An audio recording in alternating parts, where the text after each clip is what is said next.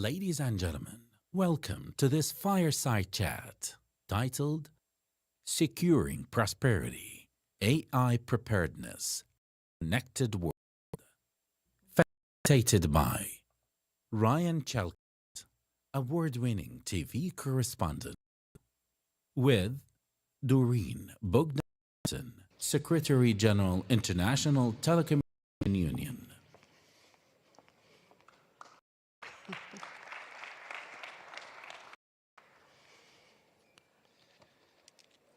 Well, thank you very much for being with me today. We have a very exciting fireside chat, and Secretary General is very gracious for you to return to the Global Cybersecurity Forum, second in a row. I know that that's very much appreciated here in the Kingdom, so thank you. Look, I want to jump right into it and ask you about standards, because I know standards is one of the pillars, really, at IT of your activities. And they're seen as the sort of invisible backbone of trustworthy technologies. So from ITU's perspective, how can standards, international standards, build confidence when it comes to AI systems and protect societies from emerging risks? Great, thank you, and excited to be here. It's great to be back in the Kingdom. And of course, talking about standards is something that takes me back to 1865, and I'll just pause 1 second and say that the ITU was created 160 years ago, Wow. essentially because of standards. And back then, it was all about the telegraph, and so we needed to have standards and an international framework in place to ensure that telegraphic signals actually move from one country to the other. Wow. So we moved the telegraph, the telephone, television, radio, internet, and now, of course, it's all about AI. Yeah. I think, as you said, standards are that invisible backbone that help ensure that communications happens, help to ensure that that technology is interoperable, that it's interconnected, that it's trusted. And I think in the age of artificial intelligence, that is so absolutely fundamental and so vital to make sure that we have standards that promote and support transparency, that advance safety, and I said have trust in by design. I think that message came through so loud and clear last week at the UN General Assembly, where in so many conversations it was digital, it was about cyber, it was about artificial intelligence and the importance of this trustworthy AI, importance of standards. And I would also add, having arrived this morning from Cape Town, where I was attending the G20 Digital Ministerial and their AI task force. Wow. That was also a key feature of the outcome of those two meetings, was the importance of standards, and that we need to work together as a global to put in place the right standards. So I just wanted to give perhaps two examples, specific examples of what ITU is doing in this space. And the first is when it comes to, and we've heard it a lot today, when it comes to information integrity, when it comes to misuse, when it comes to deepfakes, when it comes to multimedia authentication. So the ITU closely with other standards-making organizations, ISO, IEC, to look at standards when it comes to deepfake detection. We have some important work that we have advanced on the technical side. We also have important progress on the policy side that will help countries look at what kinds of tools and resources can they be using to detect misinformation and deepfakes. The second example I wanted to give is a sort of different example, but it comes to disaster and early warning prediction. So today, if we look at any given year, I think it's about 300 billion in losses that come from extreme weather events. More than half of the countries in the world don't have in place early warning systems. The ITU on the standard side has come up with this It's called the CAP standard, the Common Alerting Protocol, known as the X1303. Standard enables, I'm seeing my colleague nod, so I got the number right, X1303. And we will have a quiz after this conversation. Yes. And that's on the pop quiz. Absolutely. And so that makes sure that alerts are interoperable. They can get across any network and any device. Huh. On top of that, you take artificial intelligence, and we're seeing incredible things when it comes to flood prediction, when it comes to detecting fires, when it comes to detecting cyclones. And so if you take that standard and put AI on top of it, we're seeing incredible happen when it comes to predicting and ultimately saving lives. So interesting and so powerful, because we've seen some really tragic, even just quite recently. Examples where preparing for or detecting extreme events would have been super helpful. AI preparedness, isn't just about technology and standards. It's also about people. And so, how do investments in digital skills training and capacity building ensure that workers, communities, countries, especially developing countries, because there are a lot of digital world, sort of have-nots, if you will, in the digital divide. How can that training, investment in training, benefit those places to have AI securely and inclusively? Yeah. So the skilling piece is fundamental. I mean, AI is about people. There's some research coming from ILO that says 1 in 4 jobs are exposed, so to speak, when it comes to artificial intelligence. That doesn't mean replacement. Yeah. So, they're kind of impacted in some ways. And then if we look at some numbers that out of the World Economic Forum, they actually show that 92 million jobs could be displaced, let's say by 2030. But on top of it, you can have 170 million new ones. So we're seeing this huge transformation of the workforce like nothing we've ever seen before in history. And I think what we have to do is find ways to manage the risks and leverage the opportunities. And I think what we as a global community need to be doing, investing in 3 critical areas. I would say the first critical area is infrastructure. And when it comes to infrastructure, we can think about the digital infrastructure on its own. I think we also have to think about access to electricity. We also need to think about access to compute. Today we have about 150 that don't have access to compute. We have 600 million people that don't have access to electricity. We have 2.6 billion people that have never connected to the internet. So we have those big gaps that we got to close.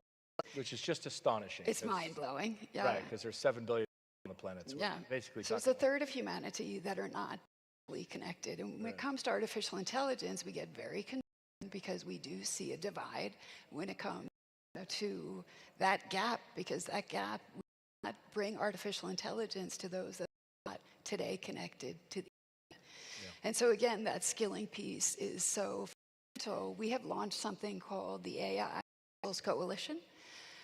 We're targeting elementary school, high school, university, also governments and the private sector to bring skilling partners, free skilling, to help ensure bring the right skill sets to people to really be able to upskill.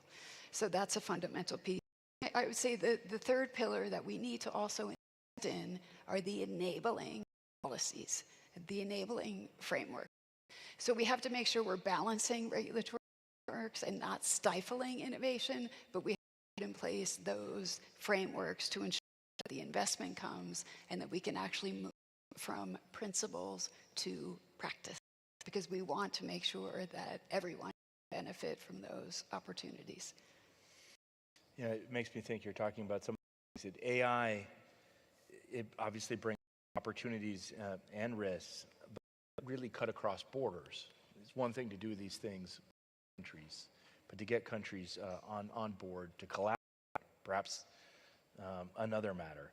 So how can global stakeholder cooperation help us not only mitigate the risks when it comes to cybersecurity, societal risk, but also harness AI, right? The AI innovation that we're seeing responsibly so that it kind of actually advances resilience, trust, and shared prosperity worldwide? Well, maybe first to say that the GCF in and of itself is a great example of a multi-stakeholder partnership. See each year new partners coming on board, so I think that's a great example. Shout out to the conveners. Applause now. And I am a proud partner. But I would also say that the ITU, and I'm seeing some of the ITU members in the crowd, the ITU is also a great example of a multi-stakeholder organization. Yes. We have 94 governments. We have 1,000 private sector members. We have civil society, the community, and so we are also a multi-stakeholder institution. Yeah. Thinking, when we think about artificial intelligence, I go back to 2003 and 2005. So world leaders came to Geneva and then to Tunis for the World Summit on the Information Society. It was the first time that a multi-stakeholder constituency came together, and they came up with outcomes, important outcomes, that helped to shape our digital future. And so when I think to artificial intelligence and much of the work that we're doing at the ITU, the work that's happening in the UN system, it's in many ways inspired by what happened back then, that we need to have the government, we need to have the policymakers, the regulators, the tech people, the engineers, the private sector, the scientists around the table so that we can discuss the risks and look at the benefits. And that's absolutely what's needed when it comes to AI. And I think that's also what we're trying to achieve with our AI for Good Summit. It's something that we're trying to achieve with UN partners, UN interagency work, where we showcase use cases. We have 700 use cases. We have 50 different policy instruments that we can leverage artificial intelligence. So again, I think it's an example where different stakeholders can come together and share expertise and knowledge. Fascinating. And you mentioned AI, the AI for Good Global Summit, which ITU hosts, hosted just a few months ago, 3 months ago. The United Nations leading conference on artificial intelligence. And I have to say that's really gone from strength to strength since its genesis in 2017. Hats off to you. So maybe you could give us a little insight. Where did what drove the ITU to start that forum in the first place? And what do you say has been its biggest contributions to the conversation around AI and development? So if we look back pre-2017, ITU was already working on artificial intelligence on the standard side. We didn't call it AI in every case. It was about network optimization. It was about standards on machine to machine. It was about kind of the future of AI and 5G network. And so we were working already on the standards front. 2017 was also the year that AlphaGo beat the world champion. So that was a big thing that hit the news. But most were sort of in the early stages. So we thought, let's bring the global community together.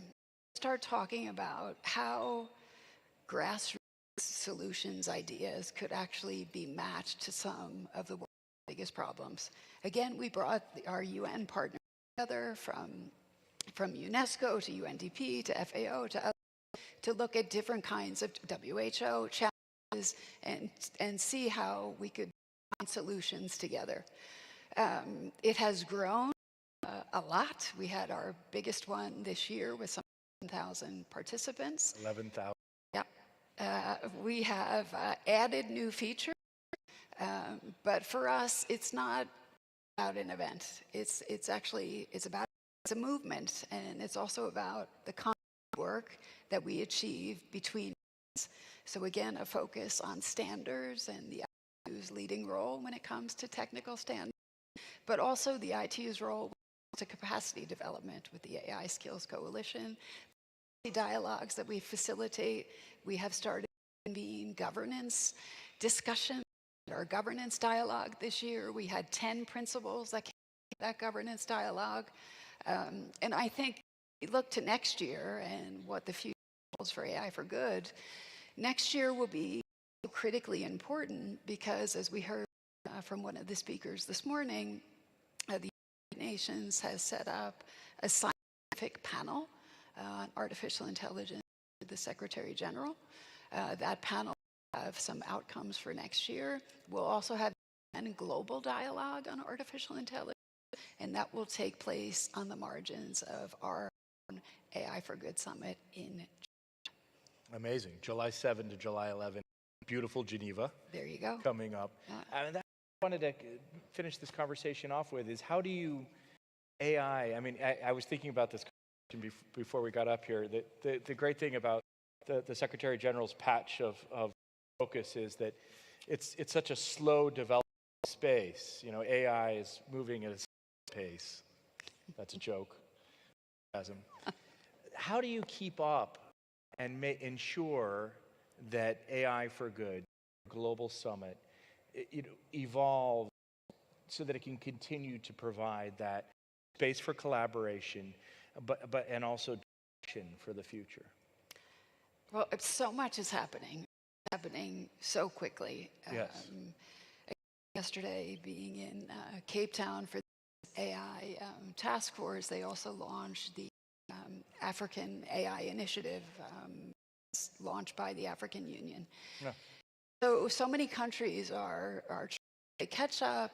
Others have regional and sub-regional initiatives, and I think that's where the ITU can be helpful by paying attention to what's happening, by being inclusive. And I would say I think our Good platform is the most inclusive because we bring everybody to the table and trying to stay on top of the challenges that are being faced. I mean, the issue of deep fakes, that's a big one for us.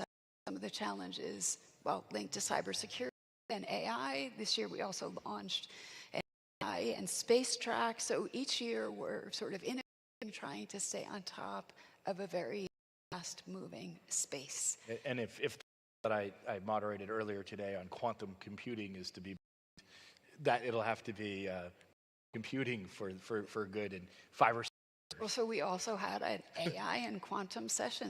Oh, geez. Quantum for Putting good. the two together, that's exactly. Exactly. And if I could take a moment, some promotion. So the AI Standards for Global Impact report was just, if anybody's interested. That was just last week. Exactly. Yeah. And then we also have what I mentioned, the multimedia authenticity standards work, which is super exciting and a growing concern, but it's a space where we're really active and that our work can make an impact. Doreen, please put your hand for the Secretary General. Thank you so much. Thank you.